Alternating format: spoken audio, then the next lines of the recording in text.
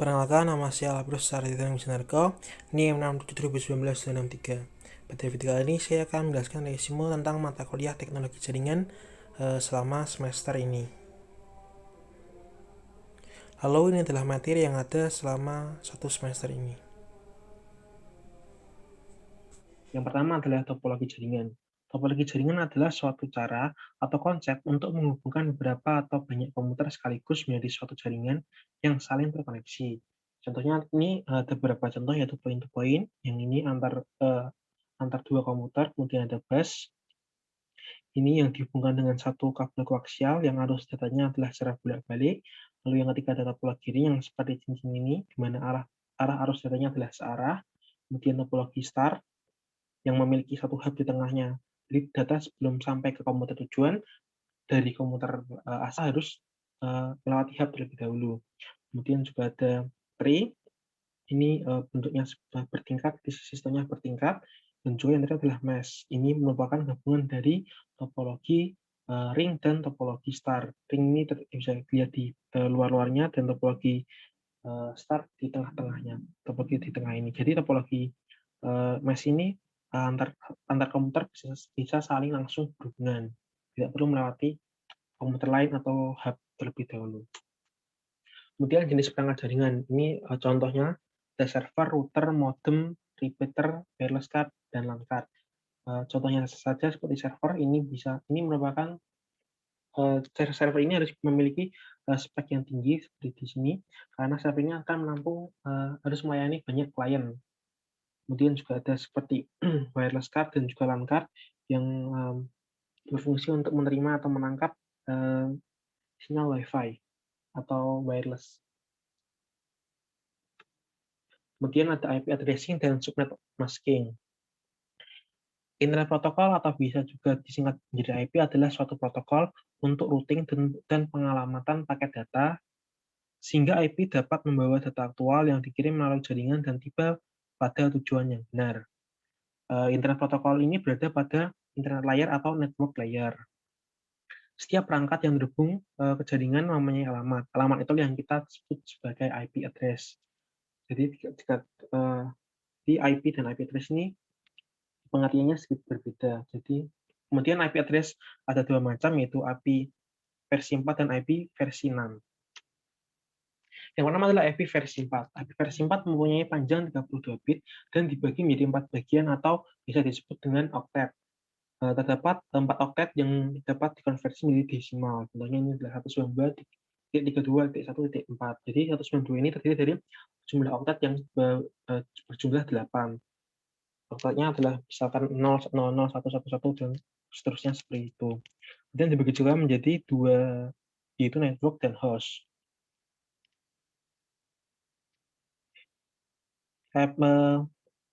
Selanjutnya ini adalah IP versi 6. Di mana IP versi 6 ini adalah pengembangan dari IP versi 4 yang lebih efisien dan memiliki jumlah alamat yang lebih banyak. IP versi 6 ini terdapat 8 bagian, di mana masing-masing bagiannya memiliki 16 bit biner. Dapat dilihat contoh ini 16 bagian, 2001, 0DB8, dan seterusnya, di mana dari masing-masing bagian itu memiliki 16 bit. Ini 1000001 ini. IP ini juga dibagi menjadi dua, yaitu public IP dan juga private IP. Public IP address. Public IP address adalah alamat IP yang digunakan di internet atau jaringan publik. Jika kita ingin membangun sebuah server, kita membutuhkan IP publik agar dapat diakses di internet. Kemudian IP publik jumlahnya terbatas. Yang kedua adalah private IP. Private IP ini adalah alamat IP yang digunakan di jaringan lokal saja. Artinya IP tersebut tidak dapat mengakses keluar atau ke internet lain. Jadi sifat dari IP private ini hanya secara lokal. Kemudian ketika ingin mengakses keluar tanpa IP publik, kita membutuhkan NAT atau Network Address Translation. NAT akan menghemat penggunaan IP publik yang terbatas. Jika saja NAT tidak ada, public IP sudah akan habis. Dan IP private ini dapat digunakan secara bebas dan gratis. Kemudian ada subnet mask. Subnet mask adalah istilah untuk membedakan network ID dan host ID atau sebagai penentu proxy network ID dan host ID. Untuk membedakan mana bagian network dan host adalah misalnya adalah network bit bernilai 1, sedangkan network host bit bernilai 0. Subnet mask dapat ditulis melalui desimal ataupun prefix. Ini adalah contoh subnet mask. Ini prefixnya 9, 10, 11. Ini bit binarnya. Jadi yang 255 atau 8.0.0 ini bisa ditulis dengan dua cara, yaitu baik menggunakan prefix ini ataupun menggunakan subnet mask yang berupa bit binar. Kemudian adalah subnetting. Subnetting adalah suatu contoh membagi suatu network jadi beberapa subnetwork yang lebih kecil untuk menghemat IP address dan memudahkan untuk di manage atau atur. Contoh ini adalah contoh dari subnetting di mana IP awalnya adalah 203 ini, kemudian kita membuat jumlah subnetnya, kemudian juga jumlah host yang valid. Jadi ini jumlah host valid adalah jumlah host yang bisa digunakan dalam suatu garis ini. Yang garis ini hanya 2 host. Dengan jumlah subnet mask ini adalah jumlah ruangnya ini, ke bawahnya ini, atau barisnya. Kemudian adalah routing. Routing adalah sebuah alat yang mengirimkan paket data melalui sebuah jaringan atau internet menuju tujuannya melalui sebuah proses yang dikenal sebagai routing. Router yang saya maksud. Sedangkan routing adalah proses menentukan jalur yang akan dilalui oleh paket. Alat yang digunakan yang sudah saya sebutkan tadi router. Jadi alat yang digunakan adalah router, sedangkan routing adalah proses untuk menentukan jalurnya. Routing dibedakan menjadi dua, yaitu static routing dan dynamic routing atau routing dinamis. Routing statis adalah routing yang kita lakukan secara manual, jadi kita memasukkannya secara manual atau kita sendiri yang menentukan IP-nya. Sedangkan routing dinamis adalah routing yang IP-nya itu ditentukan secara otomatis, jadi IP-nya itu bisa saja berganti seperti itu. Ini adalah contoh dari routing. Jadi misalkan ini router 5 ingin berkenalan dengan router 4, maka router 5 ini harus mengalamatkan IP router 4 terlebih dahulu, ini 10.14.0, dan juga alamat IP atau pintu keluarnya. Pintu keluarnya yaitu ini 10.10.15.2. Selain itu, apabila router 5 ingin berkenalan dengan router 3 juga harus menggunakan default gateway. Nah, default gateway yang dimiliki oleh router 5 ini adalah ini 10.10.14.1. Ini adalah default gateway-nya untuk menuju ke router-router yang lain. Kemudian ada WAN, DHCP, DNS, HTTP server, proxy, Samba, dan FTP server. Yang pertama, Wide Area Network atau WAN. Wide Area Network merupakan jaringan komputer yang mencakup area besar, sebagai contoh yaitu jaringan komputer antar wilayah, kota, atau bahkan negara. Atau dapat didefinisikan juga sebagai jaringan komputer yang membutuhkan router dan saluran komunikasi publik. Yang kedua ada DHCP, adalah protokol yang dipakai untuk memudahkan penyebaran IP secara otomatis ke perangkat lain. Ada kemudian DNS atau Domain Name System, adalah sebuah sistem yang menghubungkan Uniform Resource Locator atau kita kenal dengan URL, yang merupakan nama yang sering kita gunakan saat ingin mencari dengan Internet Protocol Address atau IP address, nama yang dapat digunakan oleh komputer. Lalu HTTP atau Hypertext Transfer Protocol. HTTP adalah protokol jaringan lapisan aplikasi atau application layer yang dikembangkan untuk membantu proses transfer antar komputer. Protokol ini berguna untuk mentransfer informasi seperti dokumen, file, gambar, dan video antar komputer.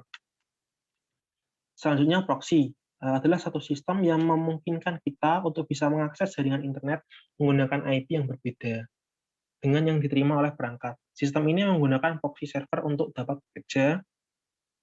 Lalu Samba. Samba adalah sebuah software yang bekerja di sistem operasi Linux. Unix dan ataupun Windows yang menggunakan protokol network SMB atau Server Message Block. SMB adalah sebuah protokol komunikasi data yang digunakan oleh Microsoft dan OS/2 untuk menampilkan fungsi jaringan klien server yang menyediakan sharing file dan printer serta tugas-tugas lainnya yang berhubungan. Dan yang terakhir adalah File Transfer Protocol atau FTP. Adalah sebuah protokol internet yang memungkinkan untuk melakukan transfer file antar perangkat dalam suatu jaringan yang menggunakan koneksi TCP. Di dalam FTP terdapat dua komponen utama yakni FTP server dan FTP client.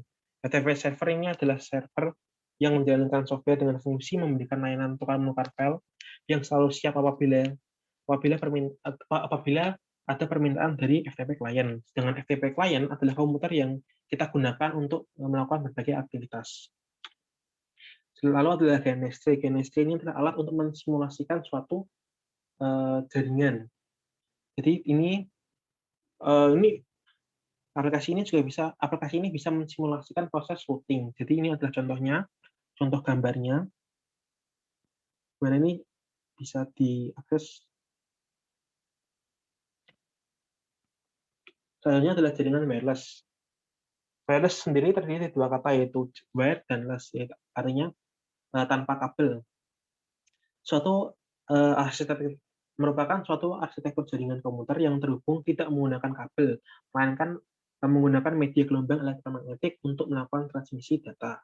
Jadi peran kabel pada jaringan wireless ini digantikan oleh gelombang elektromagnetik. Jenis-jenis jaringan wireless ada 4, yaitu wireless personal area network. Jaringan ini merupakan salah satu jaringan kabel yang jaringan wireless yang skalanya paling kecil. Lalu wireless local area network. Ini merupakan jaringan yang memanfaatkan gelombang radio dan dalam proses transmisi datanya.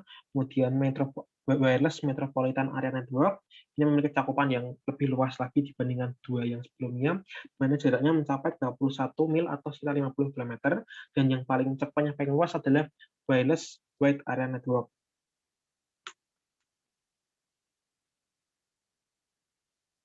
Selanjutnya, low cost homemade wireless device. Low cost homemade wireless device terdiri dari kata low cost yang berarti biaya rendah dan homemade yang berarti buatan sendiri. Dan juga wireless device yang berarti perangkat tanpa kabel. Jadi bisa disimpulkan bahwa low cost homemade wireless device adalah perangkat nirkabel atau tanpa kabel yang dibuat sendiri dengan biaya rendah. Jadi low cost homemade wireless device ini adalah alat yang bisa kita buat sendiri dengan biaya yang murah dan juga proses pembuatan yang relatif lebih mudah. Contohnya adalah di sini adalah antena kaleng. Yang terakhir adalah VoIP atau Voice over Internet Protocol. Voice over Internet Protocol atau bisa disebut juga VoIP, IP teleponi, internet teleponi atau digital phone adalah teknologi yang memungkinkan percakapan suara jarak jauh melalui media internet. Data suara diubah menjadi kode digital yang dialirkan melalui jaringan yang mengirim paket-paket data, dan bukan lewat sirkuit analog seperti telepon biasa. Dalam komunikasi VoIP, pemakai melakukan hubungan telepon melalui terminal yang berupa PC atau telepon biasa. Dengan bertelepon menggunakan VoIP, banyak keuntungan yang dapat diambil, di antaranya adalah dari segi biaya yang jelas lebih murah daripada telepon tradisional, karena jaringan IP ini bersifat secara global. VoIP ini memiliki 3 protokol penunjang, yaitu yang pertama adalah TCP/IP atau Transfer Control Protocol atau Internet Protocol, kemudian SIP, Session Initiation Protocol, dan yang ketiga adalah H323. Contoh dari aplikasi VoIP yang ada saat ini adalah Skype, Meeting, dan Skype. Demikian video yang dapat saya buat. Mohon maaf apabila ada salah kata dan informasi. Sekian, terima kasih.